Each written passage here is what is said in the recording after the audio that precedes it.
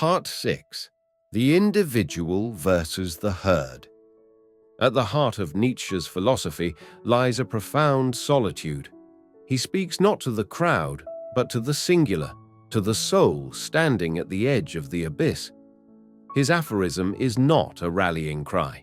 It is a whisper across time, meant for the one who suffers alone, without applause, without comfort, without witnesses. So we must ask, what does it mean to grow stronger in a world that often defines us by the groups we belong to? Can the Nietzschean ideal survive in a world of movements, hashtags, shared grievances, and collective trauma? Or does it dissolve into noise? The herd instinct. Nietzsche often writes with contempt about the herd.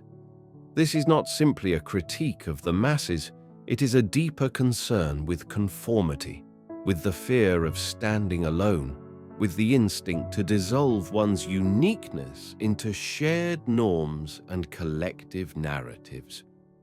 In Beyond Good and Evil, he writes, "Insanity in individuals is something rare, but in groups, parties, nations, and epochs, it is the rule." For Nietzsche, the herd does not encourage strength.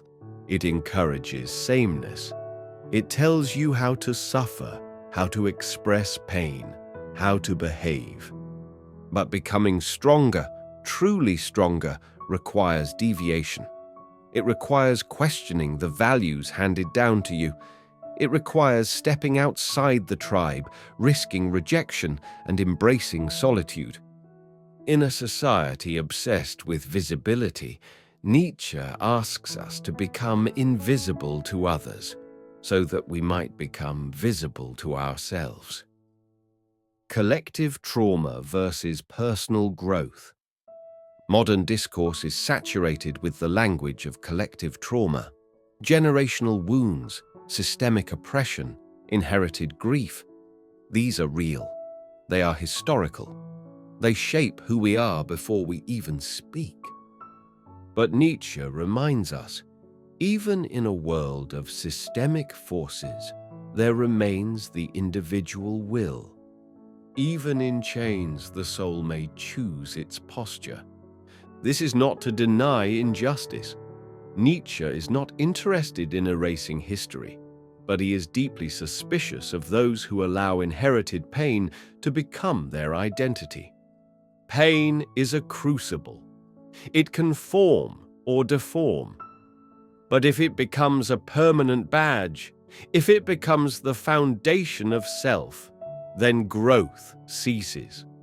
Strength, for Nietzsche, requires that we wrest ourselves from the inertia of collective resentment. It means asking, what do I make of this pain? Not who caused it, but who am I becoming through it? The myth of the Übermensch. Nietzsche's Übermensch, the overman or higher human, is often misunderstood. He is not a conqueror, not a superhuman. He is the one who creates values out of his own depths. He is beyond victimhood, beyond blame, beyond the morality of resentment. But this vision is radically individual. It is lonely. It does not march in lockstep. It dances to music no one else hears. So we must ask, can there be a collective Übermensch? Can a culture, a people, a generation as a whole grow stronger through suffering? Or is this only a myth we tell ourselves? History suggests that it is individuals who lead such transformations, and often they are exiled, ignored, or destroyed in their time.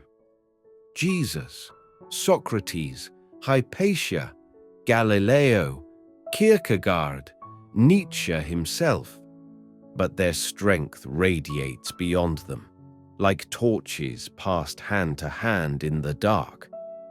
So perhaps the answer is paradoxical. Collective strength arises not from consensus, but from the courage of individuals who choose to grow when others retreat. Affirming in a fractured world. Our world is fractured, polarized, overstimulated, exhausted. People are pulled into echo chambers, tribal identities, algorithmic outrage. In such a world, Nietzsche's aphorism becomes harder and more vital. Because to say, "What does not kill me makes me stronger," is to reject the easy story. It is to resist both victimhood and vengeance. It is to carve meaning from pain not by joining a chorus, but by composing a solo. And yet, we must acknowledge the danger here. Nietzsche's call to self-overcoming can be misused. It can become an excuse to ignore injustice, a license to dismiss the suffering of others, a justification for power without compassion. But Nietzsche never asked us to be unfeeling. He asked us to feel deeply, but to go further, to move from grief to creation, to move from anger to affirmation, to move from despair to becoming. The ethics of being misunderstood.